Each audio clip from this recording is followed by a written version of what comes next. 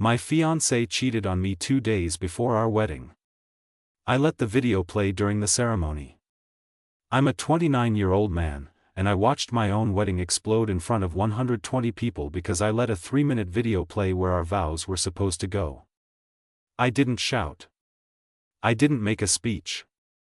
I stood there and let the projector tell the truth that my fiancé had been begging me to swallow.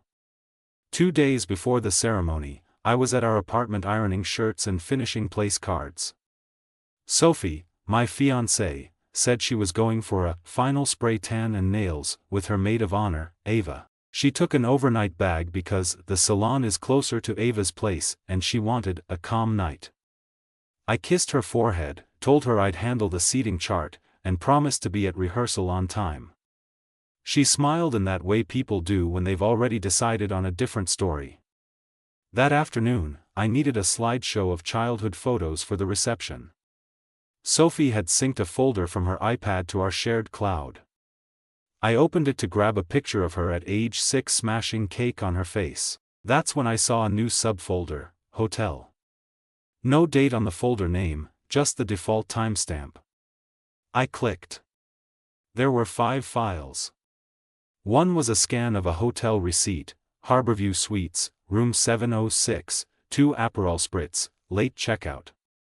The date stamped at the top, 48 hours before our wedding. The charge was on her personal card, but the rewards number was mine because I was the one who signed us up for points.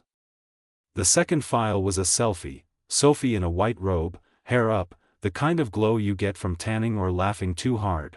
The third was a short clip, shaky, of a hallway, door closing, someone whispering, "Hold on." I felt my chest stiffen. The fourth file was the long one. I don't need to describe the long one in detail. It was a bed. It was Sophie. It was Ryan, her manager at work, whose name has lived in our living room for a year as a mentor and visionary. There were no explicit angles that would make you blush. It was worse, quiet intimacy, laughter, that little forehead touch I thought was ours. At the end of the clip, she nudged him with her foot and said, "If he ever finds out, I'll just say I was scared of settling. He'll get over it. He always does." The time code said 1834. 2 evenings before rehearsal dinner. I watched the video twice, not because I wanted to, but because the first time my brain refused to lay the pieces in order. I heard my own heartbeat in the room. My shirt on the ironing board had a steam burn I didn't notice making.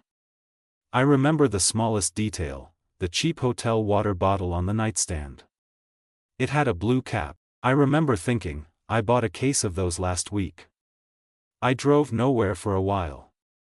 Just around the block, then to the river, then to the parking lot behind the florist. I kept imagining 2 options, confrontation or denial. Confrontation meant an explosion, delays, family drama, explanations for every vendor we'd paid.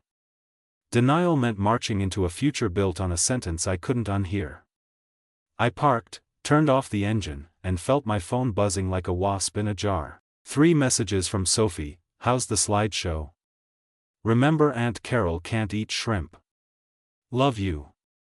The words looked like stickers you slap on a cracked window and pretend it's fixed. I didn't reply. I went home and opened the slideshow editor. I deleted the song we'd picked, "Stand By Me," because we thought it was cute and timeless, and exported a clean copy for the DJ so nothing would look suspicious. Then I created a new file and dragged the hotel clip to the timeline. I cut the shaky beginning, removed the sound at 2 points that were too intimate even for my anger, and kept the end where she spoke the sentence. I added text at the start, recorded 48 hours before our wedding. I added one transition, a slow fade into the projector's white. Not art. Just enough clarity that even the cousins in the back would understand what they saw. I saved it on a separate USB drive, labeled ceremony_alt, in plain black marker. I put the original in my pocket and the new one deep in my inside jacket lining. I stood in our kitchen with the cupboard open and drank water that tasted like metal. At rehearsal, I watched Sophie work the room like a warm tide. Hugging my mother. kissing Helen, her aunt. Laughing at my best man's bad jokes. Her eyes found mine and for a second I saw something like hesitation. Or maybe it was just the way a person blinks when the lights are too bright. She asked if I was nervous. I said a little. She squeezed my hand. "We made it," she whispered. I could feel a tremor under her skin. I wondered if it matched mine or was tuned to a different song. Later that night, while people clinked glasses at the restaurant and practiced toasts, Ava pulled me aside near the kitchen door. She looked like she'd slept 3 minutes in 3 days. She asked if I was okay. I said yes because that's what you say when you're standing in a room full of chairs with names on them. She said something strange: "If you're having doubts, it's okay to postpone. No one will die." I stared at her. She looked like she was begging me to read an invisible letter in her hands. I asked why she was saying that. She swallowed and said, "I just want you to be sure." Then she bailed to fetch more napkins and didn't find her way back to me until it was too late to talk. My sister, Hannah, asked if I wanted to do a last-minute guys' night. I lied and said I was exhausted. At home, I sat in the dark for an hour without moving. I texted one person, Mark, my best friend since high school. "I found something." He called immediately. I didn't pick up. He showed up 20 minutes later with 2 sandwiches and the kind of face you make when you're the friend who usually brings jokes but knows they'd be disrespectful. I showed him the clip. He watched with his jaw clenched, then put his hand on his head like he'd lost an item he needed to live. "We cancel," he said. "We cancel right now." I shook my head. Every version of cancellation I ran in my mind became about damage control for everyone except me. Apologies, explanations, logistics. I didn't want to spend my first day of freedom emailing a bakery to ask for a partial refund. I didn't want to be told we could work through this. I didn't want the speech that starts with, "I made a mistake," and ends with, "It meant nothing." I wanted the closest thing to truth I could engineer without turning myself into a monster. So I told Mark the plan. He looked at me like I'd placed a live wire in his hands. "Are you sure?" he asked. "This is scorched earth." I said it wasn't scorched earth if I didn't say a word. He didn't agree. He also didn't try to stop me. Wedding morning arrived with clean sky and texts from early guests about parking. I put on the suit I'd had tailored 2 weeks earlier. The tailor had said the jacket fit perfectly. It felt like armor now. I took both USB drives and a comm I didn't trust. When I got to the venue, the coordinator, Lucas, walked me through the tech booth, a little platform at the back, laptop wired to the projector, DJ table set to the side. I told him there'd been a last-minute change to the ceremony slideshow. I handed him the ceremony_alt drive and said, "This one instead of the vows background." He nodded and asked if I wanted to preview. I said no. If I had to watch it a third time, I'd crack. Guests arrived. Music did the soft, expensive thing music does at weddings. My mother dabbed at her eyes in the second row. Hannah squeezed my shoulder. Mark stood to my right and whispered, "You can still walk away." I shook my head. The doors opened. Sophie walked in on her father's arm, exactly as we'd planned. She looked beautiful in a way that made my stomach twist because beauty and goodness are not the same thing and you don't realize how much you confuse them until you can't. She reached me, took my hands, and mouthed, "Hi." I think I mouthed it back. Lucas dimmed the house lights for the opening of the ceremony video, supposed to be pictures of our families, a short montage of little kids and awkward teens turning into adults who chose each other. Instead, the screen lit up white, then a title card in plain font, recorded 48 hours before our wedding. There's a specific sound a room makes when it inhales as one animal. It happened on the first second of the clip. The hotel room filled the wall. Her robe. His arm. Laughter like a secret handshake. I didn't look at the screen. I watched faces.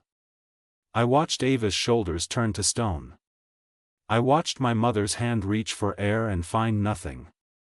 I watched Ryan's wife, yes, his wife, put both palms flat against her knees and push herself to standing like the floor had tilted. I heard someone whisper, "Oh God." I saw Sophie's father turn his head slowly, like a man trying not to injure his neck by moving too fast. And Sophie, she didn't make a sound. She went very still, then reached for my forearm with two shaking fingers that found only fabric. The video ended on the sentence about me getting over it because I always do. Then the screen went white and stayed white. No song. No gotcha. Just a white rectangle where a future used to be. I took the USB out of my jacket and placed it on the podium. I didn't make a speech. I didn't say, "I'm sorry," to our guests because I wasn't the one who brought a stranger into our house 2 days before a vow. I didn't ask Sophie to explain. In the silence, Ryan's wife walked up the aisle, face pale gray, and left. Ava stood, then sat, then stood again, then found Sophie's elbow and whispered something I couldn't hear. Sophie's lips formed, "Please." She was crying, but the kind of crying where no sound comes out because the body is too busy trying to stay inside itself. The officiant looked at me like teachers do when two kids fight in the hallway. He didn't know what to do with the ceremony script in his hands. I spared him from choosing. I turned to the guests and said one sentence, "Thank you for coming." Then I stepped off the platform and walked down the side aisle to the back door because if I went forward I'd have to brush past Sophie and I wasn't sure I could without collapsing. Outside, a gull screamed in the parking lot like it had found a chip bag. The sky had that sharp blue that makes you feel like your life is a movie you haven't bought tickets for. Mark caught up to me, put a hand on my shoulder, and didn't say anything. Eventually he said, "You did it." It didn't feel like doing anything. It felt like taking my hands off a wheel I should have dropped months ago. I didn't see the inside of the venue again. I didn't see the faces fold and refold, the whispers shake themselves into conclusions. I didn't see Sophie fall apart on a white runner we'd chosen together. What I did see, 15 minutes later in the parking lot, was Ava walking toward me with her phone in her hands, shaking like she'd been out in snow without a coat. "I tried to warn you," she said. "I sent an email from a throwaway account last week. I couldn't. I didn't know how to. She's my friend." She couldn't finish any of the sentences. She showed me the email on her phone. It was in my spam folder, still unopened. Subject line, "Please check on Sophie." Body, "I love you both.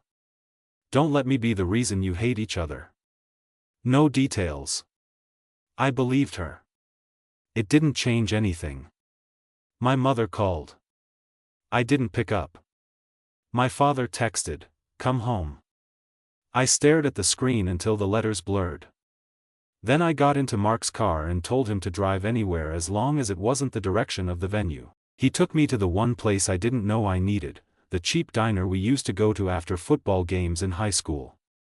The waitress recognized him and not me. We sat in a booth with a rip in the vinyl, and I ordered coffee I wasn't going to drink. My phone kept vibrating. One from Sophie. Then another. The third had a preview I couldn't ignore, "Please, Daniel." She only used my full name when she was scared. I turned the phone face down and tried to breathe like a person who hadn't just detonated a room.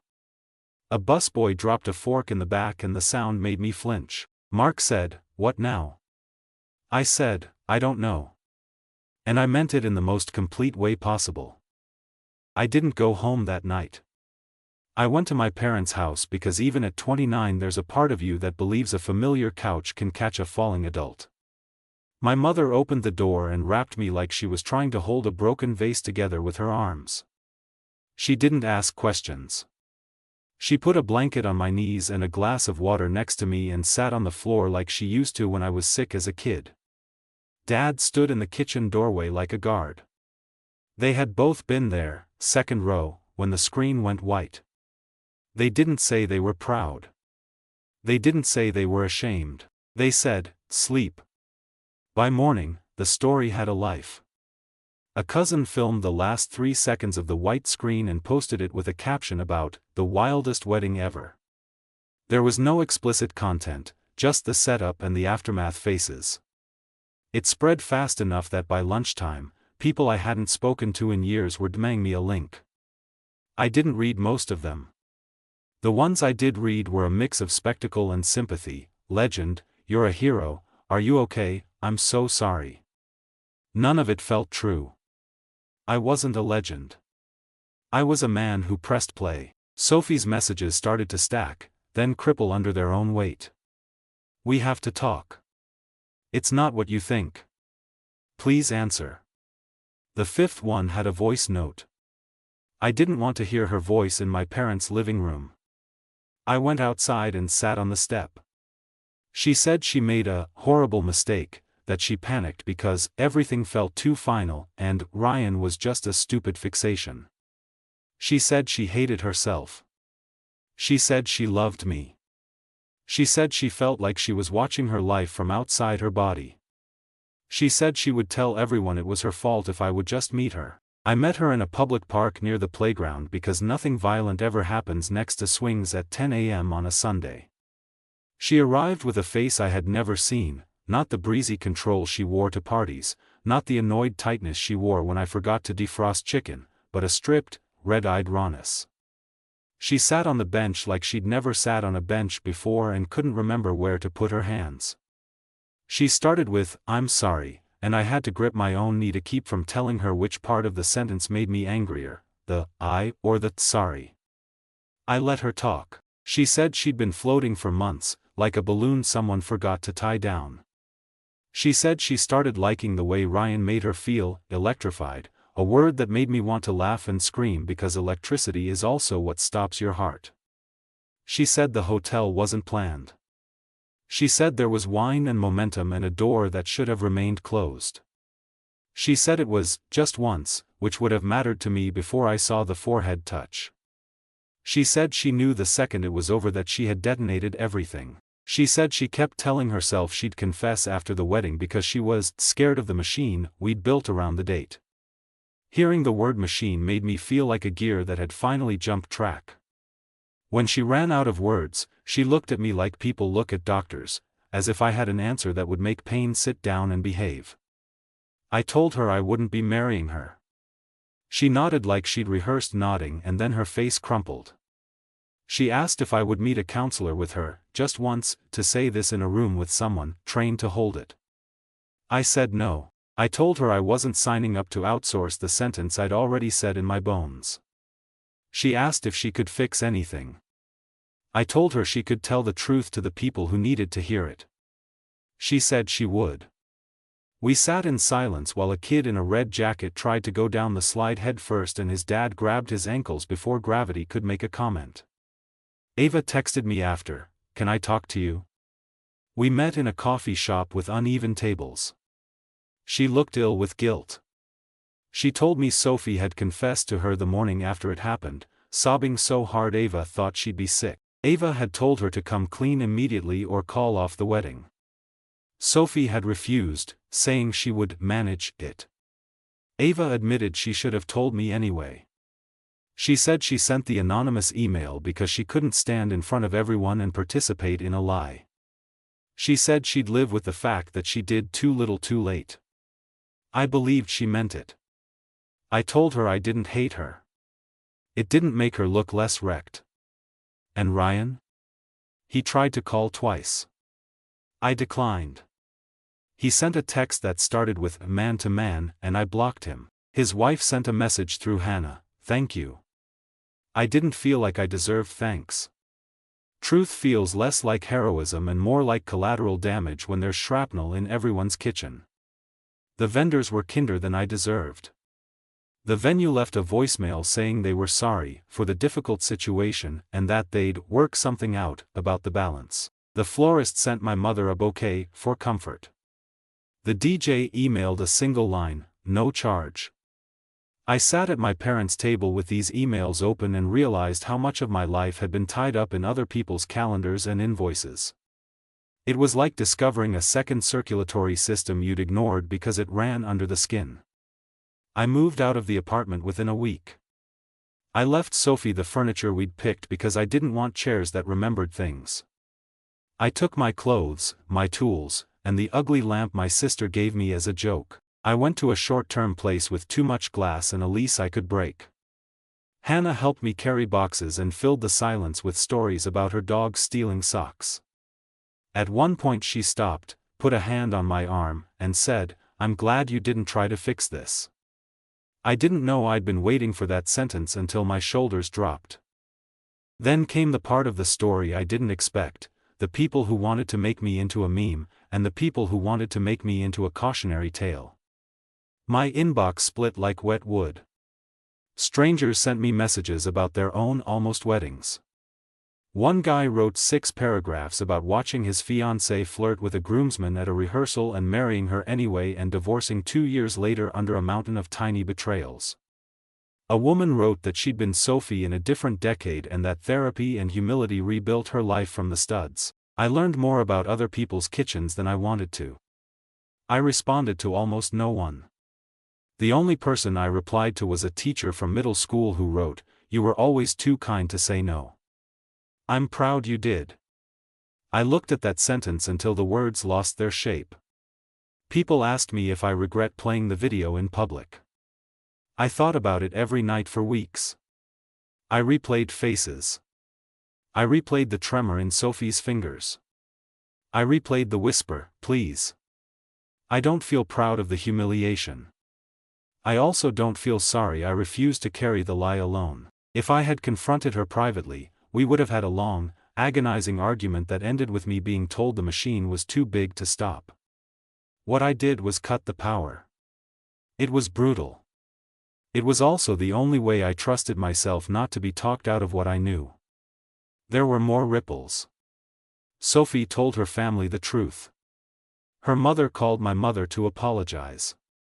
Her father dropped off an envelope with a handwritten note saying he'd cover any non-refundable costs. I didn't cash the check. I didn't want money mixed into the ledger of what had already stolen enough days. Ava stepped down as maid of honor for a wedding that would never happen and started seeing a therapist because she said the line between loyalty and complicity had blurred and she wanted to find it again. The strangest conversation happened with Lucas, the venue coordinator. He asked me to meet for coffee because he had something of mine. He slid the ceremony_alt USB across the table. He said he'd kept it in case I needed it for insurance or whatever, but that he hoped I'd wipe it and throw it away. He told me he'd seen all kinds of dramas in that room, dropped rings, fainting brides, drunken uncles, but never a projector used like a scalpel. He wasn't judging. He said it quietly, like a man describing weather. "Just, if you keep watching it," he said, "it'll keep being the main story." Then he shrugged and changed the subject to soccer. I went home and deleted the file. I don't have a copy. People don't believe me when I say that. I sleep better because it's true. Months moved. Not forward exactly, but away. I started running in the evenings because the noise of my breath is honest and there's no room for thinking when your legs are on fire. I went back to work and found that ordinary tasks, replying to emails, fixing a broken spreadsheet, felt like proof life still recognizes me. I stopped checking who watched the clip and whether anyone said my name online. Mark made me build a bookshelf with him and we spent a Saturday swearing at screws we dropped behind the couch. And then, something I never planned because planning feels like tempting fate now, I started talking to Ava again. It wasn't a movie thing. There was no sweep, no reveal. It was two people who'd been through the same explosion and were left picking glass out of their sleeves at the same sink. We grabbed coffee once to exchange a box of Sophie's things that had ended up in my car. We talked about work, then books, then nothing. I found myself texting her about a dumb commercial and she sent back a photo of her cat asleep in a plant pot. Weeks later we went to a matinee so no one we knew would see us and make a headline out of a paper cup. We were careful. We were also honest. She told me she still loved Sophie as a friend and didn't want to replace her with a better story. I told her I didn't want to use her as a salve. So we let something slow learn our names. Sophie lives a few blocks from me now. I run into her sometimes at the grocery store. The first time, we both pretended to be fascinated by tomatoes. The second time, she walked up and said, "How are you?" The answer changes depending on the day. That day I said, "Okay." She nodded. She told me she'd quit her job and is doing a course. She said she doesn't expect forgiveness. I told her I'm not carrying a verdict around anymore. We stood there like citizens of a small town who share a history and a sidewalk. Then we moved on. If you want a moral, I don't have one that doesn't taste like plastic. I have small things.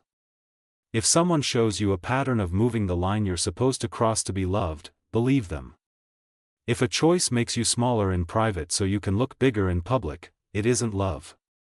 And if you ever find yourself holding a truth that is burning your hands, don't put it in your pocket. Put it down where it can cool. Sometimes at night I still see the white rectangle on that wall and feel the room inhale. I wonder if there was a kinder version of the day that would have kept more people from bleeding. Then I remember that kindness without honesty is just fear in a nice outfit. I'm not proud of the show that happened. I am relieved that the show ended. I don't know what this is going to look like a year from now. Maybe Ava and I end up being nothing but a short chapter that helped us both breathe. Maybe we build something that doesn't require pretending. Maybe I stay single and learn how to like the sound of my own fork scraping my own plate in a quiet kitchen. I'm not strategizing anymore. I'm waking up, making coffee, going to work, texting the people who keep my ribs from rusting, and sleeping when the house gets dark enough. I keep thinking about the version of me who would have swallowed it. The one who would have said, "We can work through it," and then spent a decade checking phones in bathrooms at family parties and smiling with my mouth while something inside me starved. I'm glad I didn't meet him. I don't know if I did the right thing. I just know I did the only thing that let me look at myself in the mirror the next morning. And even now, with the quiet that follows explosions and the ache that shows up when the dishes are done, I still don't know if I'm handling any of this the way a wise person would. I don't know what to do. Follow me for more stories.